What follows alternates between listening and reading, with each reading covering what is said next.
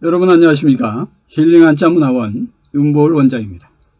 100세 인생 시대를 건강하고 행복하게 사는 법 네 번째 시간입니다. 오늘의 주제는 사고의 전환입니다. 생각이 바뀌면 행동이 바뀌고 행동이 바뀌면 삶이 바뀝니다. 지난 시간까지 사망률 1, 2, 3위의 질병, 곧 암, 심장질환, 뇌혈관 질환, 곧 뇌혈관 질환에는 뇌출혈, 뇌경색, 뇌졸중이라고도 하죠.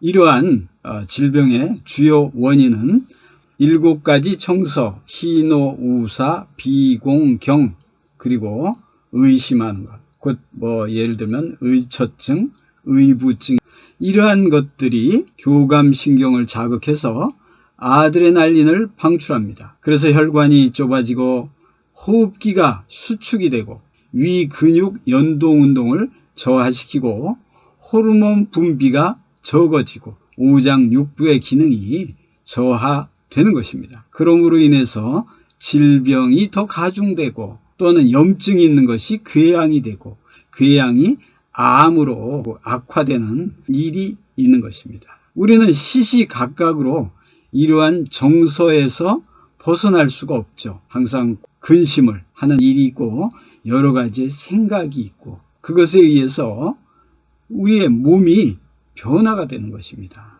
그러므로 이러한 것을 바꿀 수 있는 방법, 좀 더 생각을 바꿔서 아드레날린이 나오지 않도록 하는 방법, 이것을 오늘 말씀드리고자 하는 것입니다. 그것이 바로 사고의 전환입니다. 첫 번째는 긍정의 사고, 두 번째는 유동적인 사고, 세 번째는 능동적인 사고, 네 번째는 적극적인 사고를 통해서 긴장 상태를 이완시킬 수 있는 방법을 알아가는 것입니다.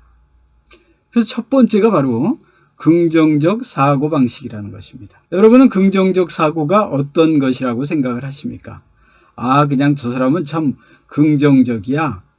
그래서 어떤 사물을 본다든가 어떤 사람의 생각에 대해서 좋게 봐주고 이런다는 뜻으로 알고 계시죠. 그런데 이제 그런 긍정적인 사고가 좋다는 것입니다. 첫 번째는 긍정적 사고를 가진 사람이 장수한다고들 합니다. 두 번째는 일단 병에 걸리더라도 환자가 회복이 빠르다. 세 번째는 말의 파장에 의해서 물의 결정체가 모양이 변화된다고 하는 그 에모토 마사루 박사의 물은 답을 알고 있다 내용이 나왔던 것이죠. 긍정적인 말에는 아름다운 모양으로 결정체가 바뀌어진다는 것이죠. 육각형의 눈꽃 모양이 되고 부정적인 말에는 찌그러진 모양, 울퉁불퉁한 모양으로 바뀌어서 그 결정체가 나쁜 영향을 미친다는 것입니다. 긍정적인 데에서 하나를 좀 말씀드리면 옛날에 강태공이라는 분이 계셨죠. 중국에. 근데 80세가 되도록 이 낚시만 하고 있는 겁니다. 그러니까 부인이 날마다 바가지를 긁죠. 왜 돈을 안 벌어옵니까? 그러나 이제 강태공은 생각이 있었겠죠. 낚시를 하고 있었는데 그 낚시에는 바늘이 달려있지 않았답니다. 그래서 사람들이 물어봤죠. 아니 바늘도 안 달려있는 낚시를 들이우고 무엇을 하는 겁니까? 이렇게 물어보니까 강태공이 답하기를 나는 지금 세월을 낚고 있어. 그렇게 얘기했다는 것이죠. 그리고는 마침내 주나라 문왕에 의해서 발탁이 돼서 재상이 되었습니다.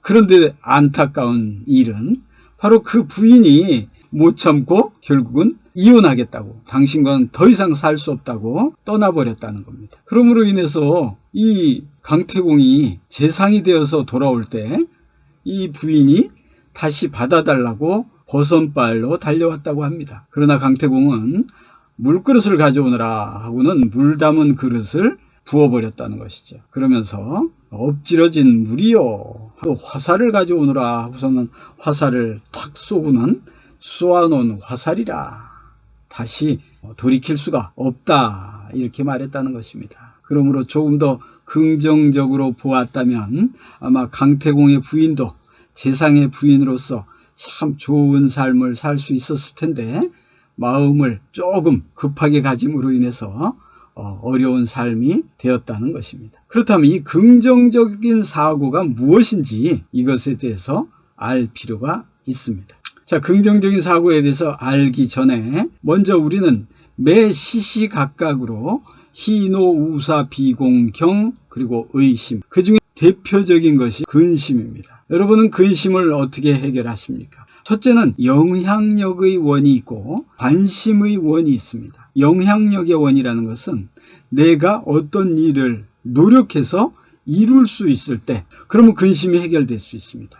그러나 영향력을 끼치지 못하는 경우가 있다는 것입니다. 불가항력적인 일들이 있죠. 내 마음대로 안 되는 일이 있다는 것이죠. 그러므로 이러한 두 부류로 나누는 것입니다. 내가 노력할 수 있는 것과 노력해도 안 되는 것을 나눠서 긍정의 뜻을 알면 긍정적인 사람이 되기가 쉽습니다. 한번 살펴보겠습니다. 우선 첫 번째 긍은 옳게 여기다 긍입니다. 옳게 여기다 또는 좋게 여긴다는 것이죠. 그런데 그 뜻을 한번 보면 멈추다 지의 달월입니다. 달월인데 여기서 나오는 달월은 육달월이라고 합니다. 육체를 말하는 것이죠. 왜 육체를 말하는지 한번 설명을 드리겠습니다. 예를 들면 여기에 간, 비, 폐, 신이라는 글자가 있죠. 그럼 간은 달월변의 방패간입니다. 바로 간이라는 것은 육체, 월이 육체라고 말씀드렸죠. 육체를 방어해주는 장기입니다. 또 비는 비장인데 달월, 곧 육달월변의 나질비 또는 노예비라는 것입니다. 우리 육체의 노예와 같다는 것이죠. 우리가 음식을 먹으면 그 음식을 위장에서는 소화를 시키고 비장에서는 소화를 촉진하고 또 영양분을 흡수하는 일을 해주는 것입니다. 세 번째는 폐입니다. 육달월 변의 도시 시자입니다. 폐라는 것은 우리의 몸의 순환계를 말하는 것입니다. 전체적인 호흡기와 순환을 시키는 곳이다. 이런 뜻이죠. 네 번째는 신장입니다. 신장은 육체의 신하라는 뜻입니다. 그래서 신하 신자와 오른손 우와 육달월로 구성되어 있는 것입니다. 그리고 육체에 수분이 들어왔을 때 바로 이 신장, 콩팥에서 좋은 물은 흡수하고 안 좋은 물은 사구체를 통해서 걸러내어서 소변으로 방광으로 내보내는 역할을 하는 것입니다. 그러므로 이 달월자는 육체를 말한다는 것을 설명을 드렸습니다. 그러므로 옳게 여기다 긍이라는 것은 육체의 소욕을 멈춘다, 그런 뜻입니다. 육체의 본능을 멈춘다는 것이죠. 그리고 정하다 정은 진면자의 발필자입니다. 정한다는 것인데 발을 옮겨간다는 뜻입니다. 발을 내가 어떤 일을 하기로 결정하고 간다는 것이죠. 그럼 긍정이란 뜻은 무엇이냐? 바로 내가 육체의 본능이나 육체의 욕심을 그친다는 것입니다. 그럼으로써 나에게 도움이 된다는 것이죠. 이해를 하기 좋게 한번 말씀을 드리겠습니다. 어떤 사람이 나에게 나쁜 말을 했다고 해보죠. 욕을 했습니다.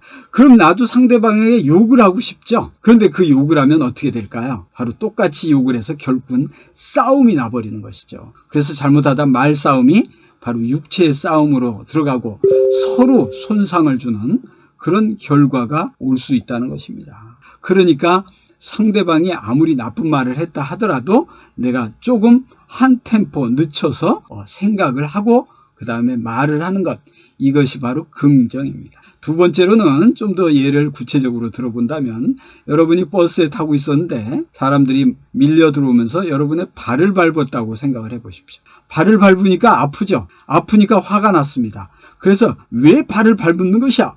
하면서 화를 낸다면 어떻게 되는지 한번 볼까요? 옆 사람한테 밟은 사람을 보면서 화를 벌컥 냈습니다. 그런데 보니까 이 사람이 야쿠자 같은 사람입니다. 그럼 어떻게 되겠습니까? 그로 인해서 화를 당하는 일이 있겠죠. 잘못하면 목숨도 위태로울 수가 있다는 사실입니다.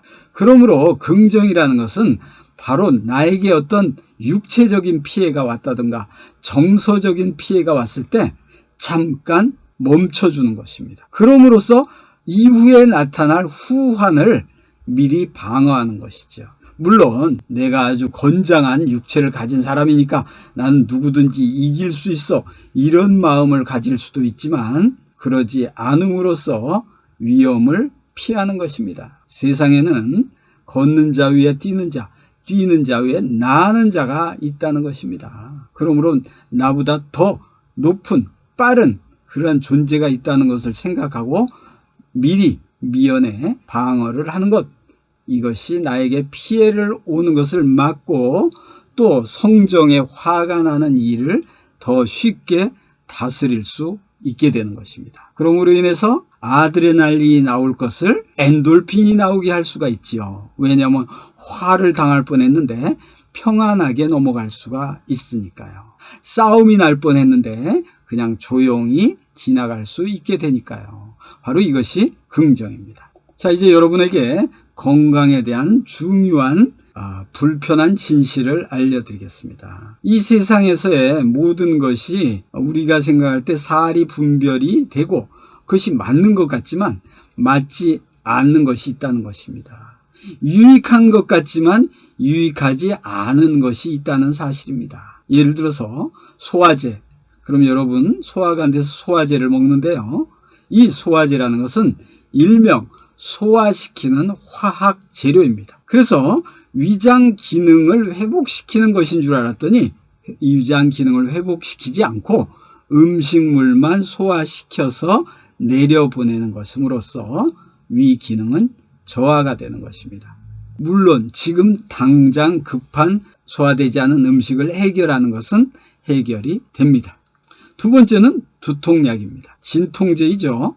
두통을 해결할 수는 있지만 두통의 원인을 해결해 주지는 않습니다. 세 번째는 혈압약입니다. 여러분도 잘 알다시피 혈압약이라는 것은 혈관을 확장시키는 제제입니다. 그래서 매일 아침마다 한 번씩 혈관을 확장시킴으로써 혈압이 높아진 것 같은 이러한 것을 좀 낮춰주는 역할을 하는 것입니다. 그렇지만 혈관 속의 노폐물, 콜레스테롤, 고지혈을 제거해 주지 않으므로 계속해서 누적이 되는 경우에는 결국은 혈관이 뻣뻣해지고 오랜 시간이 지나는 경우 동맥경화의 원인이 됩니다. 왜냐하면 혈관을 땡겼다가 놨다가 하면은 이게 뻣뻣해지기 때문입니다. 또는 당뇨약 같은 경우에 인슐린을 주사하거나 약을 복용시켜서 당분을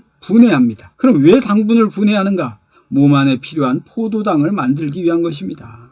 그런데 이 당분이 분해가 되지 않고 소변 속에 혈관 속에 결국은 나중에 손 발끝에 당분이 모여 있으면 끈적끈적해서 혈액순환도 안 되고 상처가 나면 나중에 그 상처가 아물지 않아서 심지어 극단적인 상황으로 가서는 손발가락을 절단해야 되는 그런 일까지 있습니다. 그러므로 이 당뇨약으로서 인슐린이 나오는 것을 췌장으로 하여금 할 수 있게 해주는 상황이 아니라 바로 당을 직접 분해하는 것입니다. 그러므로 우리에게 필요한 것은 췌장이 당 분해하는 기능을 개선시킬 수 있도록 되는 것, 이것이 필요합니다. 이것이 바로 마음을 다스리는 것입니다. 다음은 항생제입니다. 세균이나 박테리아의 증식을 억제하는 것인데 지속적으로 쓰면 내성이 생겨서 더 많은 항생제를 써야 하고 결국은 인체에 유익한 균도 죽이게 되는 것입니다. 그러므로 많은 항생제를 쓰는 것도 제한을 두고 있습니다. 다음은 소염제입니다. 몸 안에 발생한 염증을 치료하는 것인데 많이 쓰면 인체 세포 조직에 안 좋은 영향을 끼칩니다. 이처럼 우리가 우리 몸에 좋은 것이다 생각하고 있지만 실질적인 우리의 세포와 또는 장기에 영양을 온전하게 회복시키는 그런 기능이 있는 것은 아닌 이런 상황이 있다는 사실을 아시고 마음을 다스림으로써 우리 몸의 질병들을 회복해가는 저와 여러분이 되었으면 좋겠습니다. 다음 시간에는 유동적 사고는 과연 무엇인가? 유동적 사고를 통해서 어떤 유익이 있는가에 대해서 살펴보겠습니다. 시청해주신 여러분 감사합니다.